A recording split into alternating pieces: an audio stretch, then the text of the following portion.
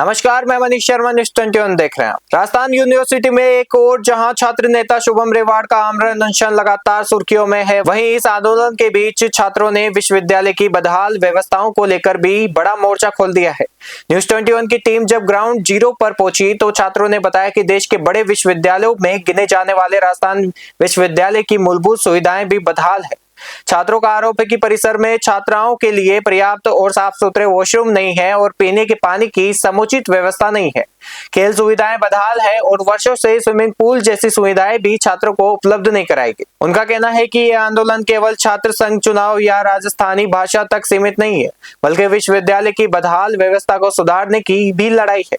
छात्रों ने विश्वविद्यालय प्रशासन के सामने कुल 13 मांगे रखी है और चेतावनी दी है कि जब तक इन मांगों पर ठोस कार्रवाई नहीं होती, उनका संघर्ष जारी रहेगा।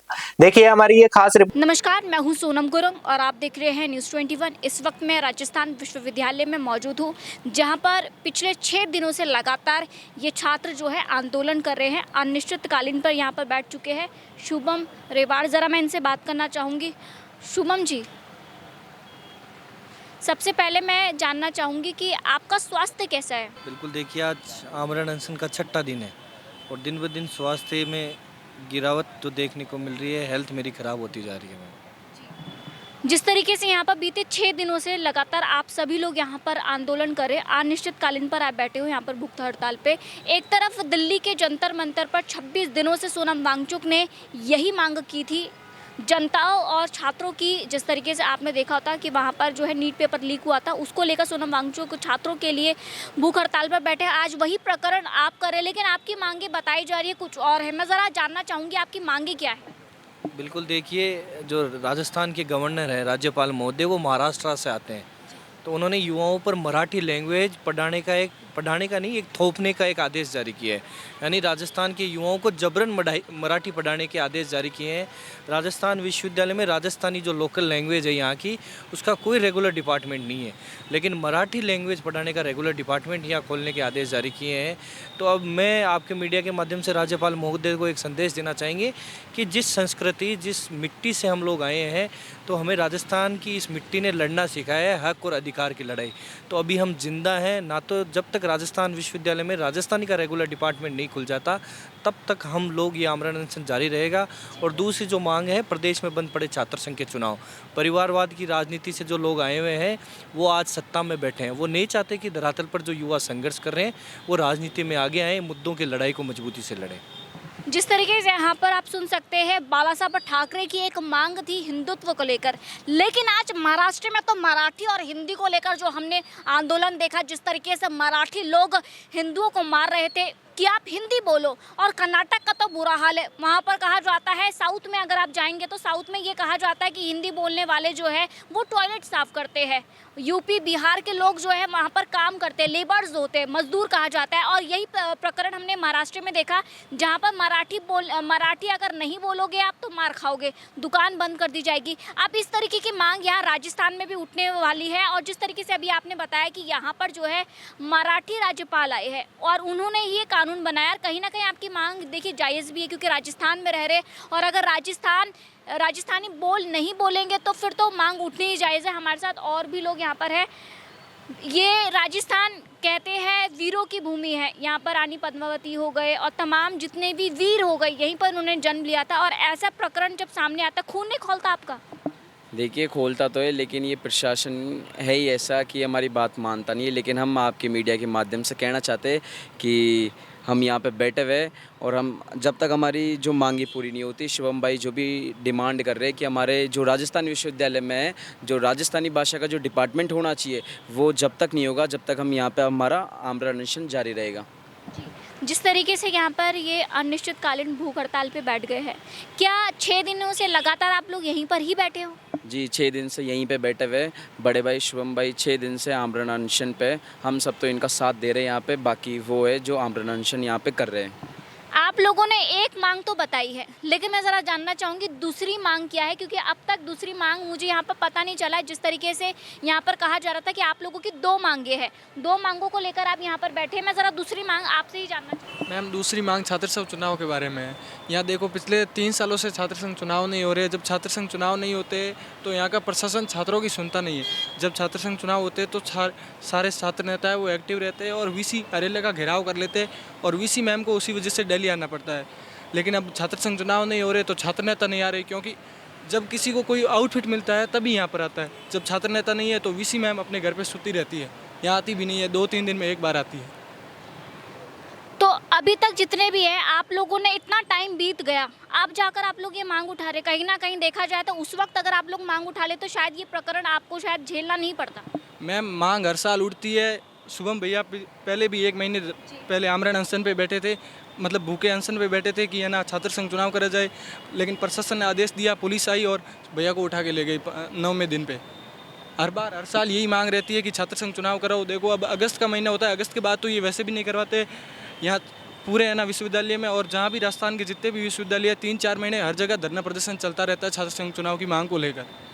जिस तरीके से अभी आपने एक चीज़ सुना होगा, दिल्ली के जंतर मंतर पर एक बात कहा गया था कि जब प्रदर्शनकारी वहां पर बैठे थे तो वहां पर भी एक किस्सा सामने आया था, वो है पुलिस का, कि प्रदर्शनकारियों को पुलिस उठा ली जा लेती है, हिरासत में लेके चल जाती है, जैसे सोनम वांगचुक को लिया था।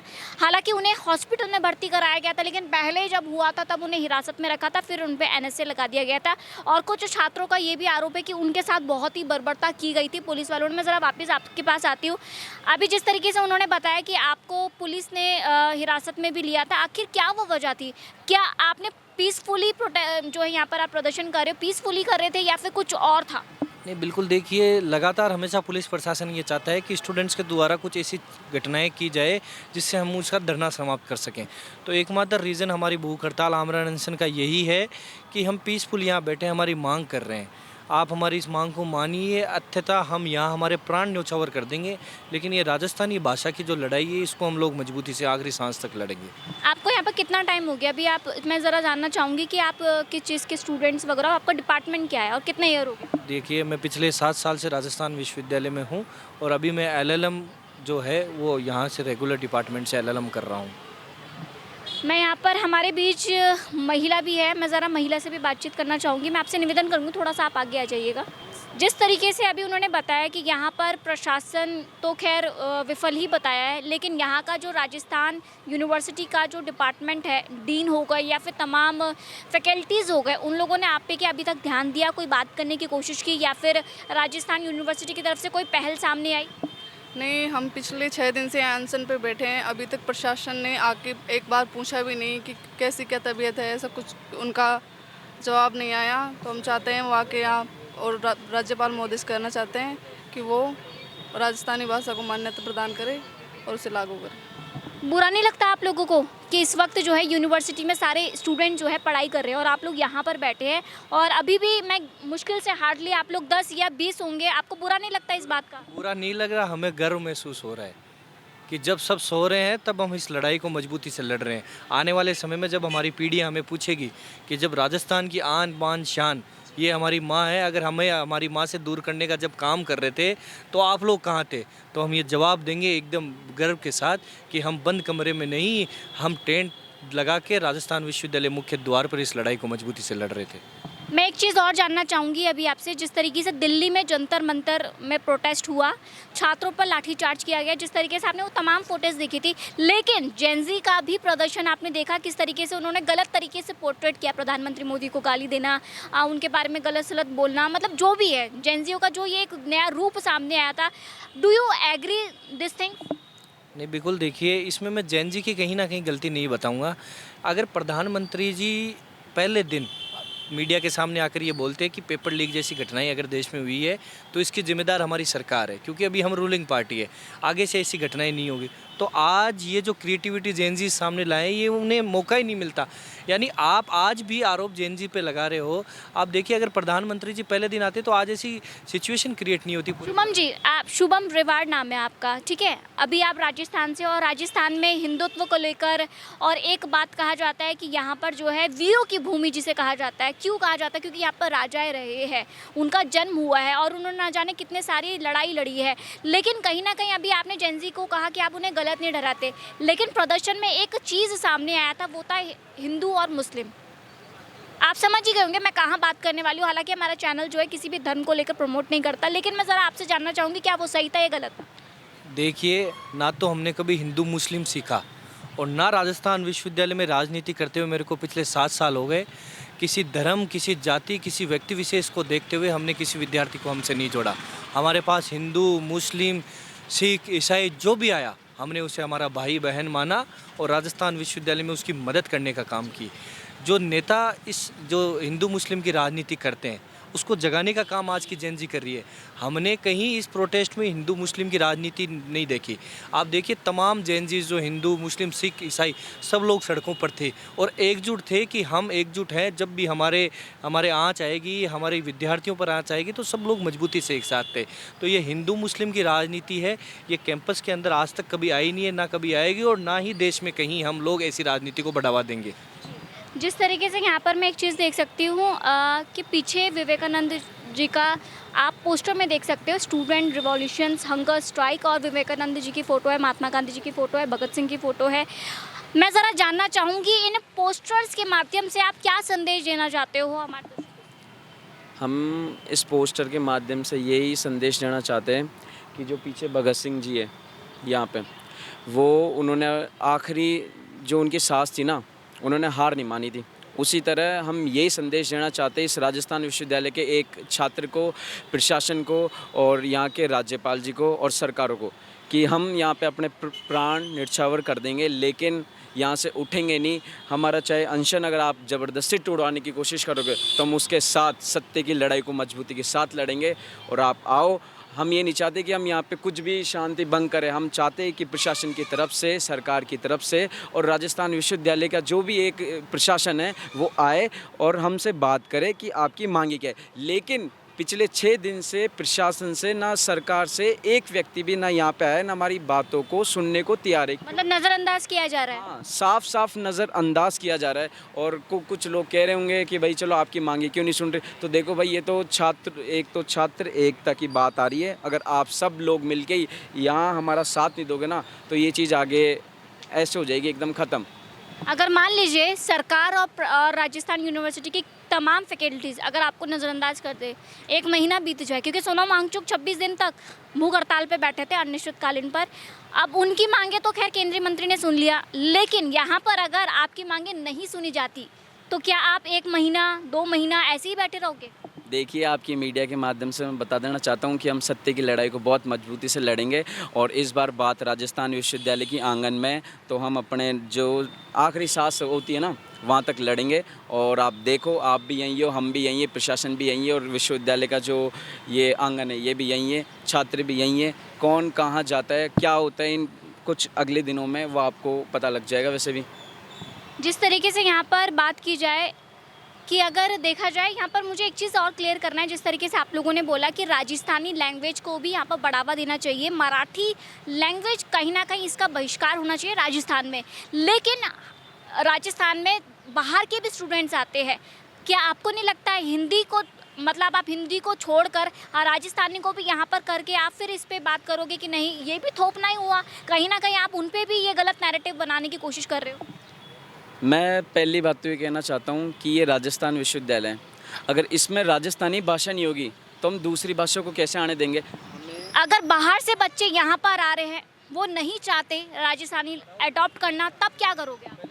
तो पढ़ाओ ना दूसरी भाषा, लेकिन पहले राजस्थानी भाषा तो लाओ। मैं आपके हिंदी से ऊपर रखोगे राजस्थानी? बस इतना मैं पूछूंगी, हिंदी से ऊपर आप हिंदी लैंग्वेज को रखोगे राजस्थानी? राजस्थानी लैंग्वेज? बिल्कुल, राजस्थान विश्वविद्यालय के ये आंगन हमारा खुद का है। हम यहाँ पे सालों से रह रहे हैं, हमारी पीढ़ियाँ, हमारे दादा परदादा सब यहीं रहे। और अगर यहीं इसी डिपार्टमेंट में इसी विश्वविद्यालय में अगर राजस्थानी भाषा नहीं होगी तो क्या होगा।